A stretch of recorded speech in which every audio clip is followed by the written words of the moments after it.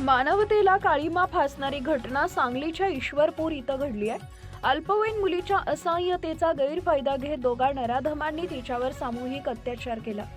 ही तरुणी इयत्ता 8वीत शिकत होती। या प्रकरणी पोलिसांनी दोघा तरुणांना अटक केली असून या घटनेनं परिसरात एकच खळबळ उडाली आहे।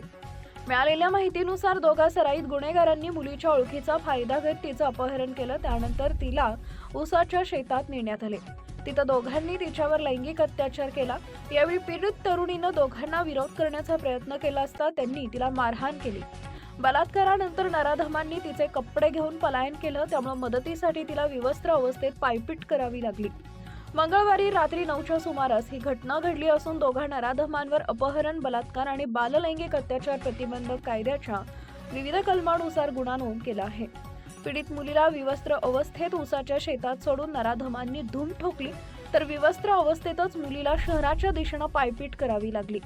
ही पीडित मुलगी रस्त्यावरून चालत निघाली असता आसपासच्या नागरिकांनी कपडे देऊन ईश्वरपूर पोलिसांना या प्रकरणी माहिती दिली। त्यानंतर हा लैंगिक अत्याचाराचा प्रकार समोर आला।